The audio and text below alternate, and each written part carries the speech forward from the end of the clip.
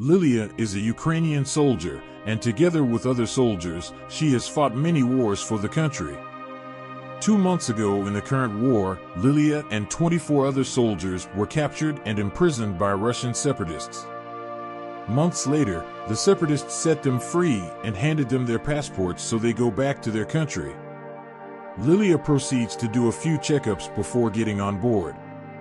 After a successful checkup, Lilia conveys her overwhelming joy about returning to her homeland and joins the others in a van to the airport. Friends, family, and the media wait upon their arrival at the airport. The moment the plane lands, the crowd becomes eager to meet and reunite with their families. Their faces were beaming with happiness, and their hearts filled with delight as the soldiers disembarked from the plane. The press immediately rushed towards Lilia when she appears, since she is the only female among the soldiers. The media, inquiring about her time at the camp, question her about the kind of treatment she received there, but her family protectively pushes them away and takes her home. While Lilia is freshening up, she recalls the harsh treatment she received at the camp and the scars the separatists left on her body.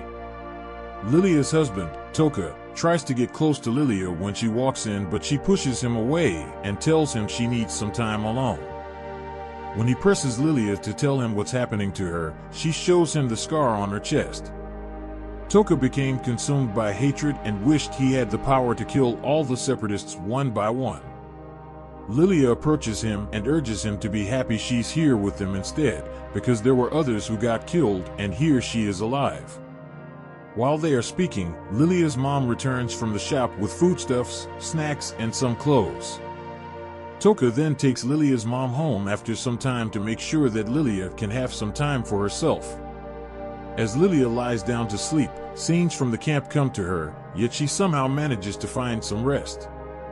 The next morning, Lilia receives a call from the hospital stating that they have an appointment with her.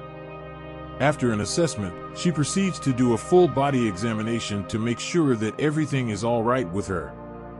The doctor informs her that her uterus is a bit enlarged, and for that reason, she will refer her to another hospital for further examination. The next day at the hospital, the doctor confirms that Lilia is 8 to 9 weeks pregnant. The doctor suggests that they perform a vacuum aspiration since she doesn't want to keep it. Toka picks her up after the examination and takes her home.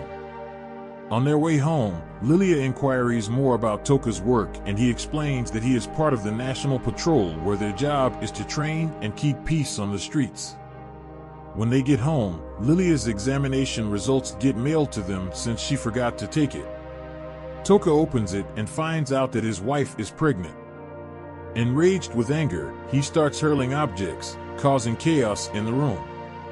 Lilia calms him down, saying she will terminate it, and he understands. On the day of the abortion, the doctors check her blood pressure levels and confirm that she is ready for it. The moment they pick a tool to begin the process, scenes from the camp flood her mind, prompting her swift departure from the room. The next day, Lilia's friend, Magpie, helps Lilia trim her hair. After the haircut, Lilia tells Magpie about her pregnancy. Magpie is obviously not happy with it since it's not Toka's, so she urges Lilia to try the abortion for the second time. Lilia remains silent. Probably, she wants to keep it. Magpie drives Lilia to a small party held in her honor. After having enough to eat and drink, they look at pictures and videos capturing moments of their family, including Lilia's intimate wedding with Toka. Lilia then joins her mom in the kitchen and breaks the news of her pregnancy to her, but she does not reveal who is responsible for it. Her mother extends congratulations to both her and Toka, and urges her to quit further drinking and smoking. The imminent joy of becoming a grandmother overwhelms her with happiness, bringing tears to her eyes. Days later, while Lilia is going through Toka's belongings, she finds a black bag stuffed with weapons. She takes them out and lays them on the table, asking Toka to explain where they came from. When he arrived from work, he mentions that he got them by himself, emphasizing the war isn't yet over for him. Toka, seeing Lilia hurt, then apologizes for the pain he's putting her through and promises to put the weapons away. One day while Lilia is making dinner, Toka comes home saying he won't be around for dinner because he has a night shift with his guys. Lilia tries giving him some food to take along, but he insists that he'll be fine and leaves. Later that night, while Lilia is scrolling through her phone on the internet, she comes across a video of the National Patrol venturing into the forest with the claims they're going to clean it up. This is the same National Patrol where Toka works. In the video, a group of men encounters an elderly woman and attempts to torture her, but she escapes. Moving on, they find a wooden tent and without wasting time, they bring it all down. In the next scene, we see that the court summons Toka and his partners for causing the death of a camper at the moment they collapse the tent. The defendant's lawyer does everything in her power to pull them out of the mess, but to no avail. The judge then postpones and adjourns the hearing to Monday and closes the case for today. As they walk out of the courtroom, Helia suggests to the defendant's lawyer that she tells the judge about Lilia's pregnancy in order to get Toka a house arrest. Days pass and the court frees Toka and detains the others without bail. When he steps out with Lilia and his lawyer, he pays no attention to his colleagues and jumps straight into his car with Lilia. Soon, the news of Lilia's pregnancy begins to spread all over the internet. A blogger boldly proposes that Lilia's pregnancy timeline doesn't align with her time in captivity, hinting that the baby may not be Toka's.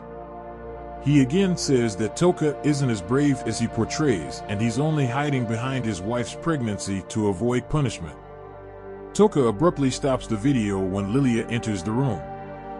Lilia expresses her wish to live with Magpie or her mom for the rest of her pregnancy.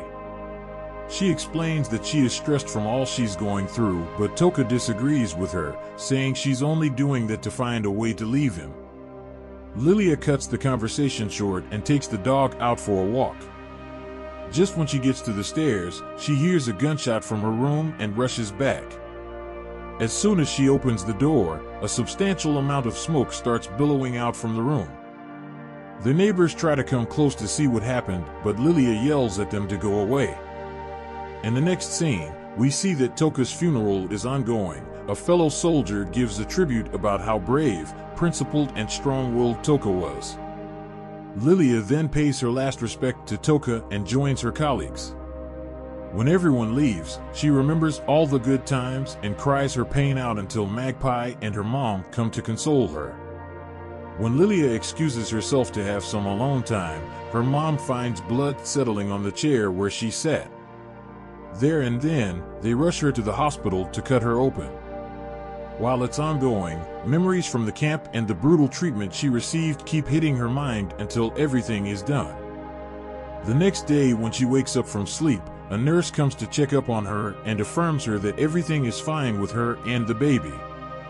Later in the evening, Lilia goes to see her baby in the intensive care unit and feels her legs.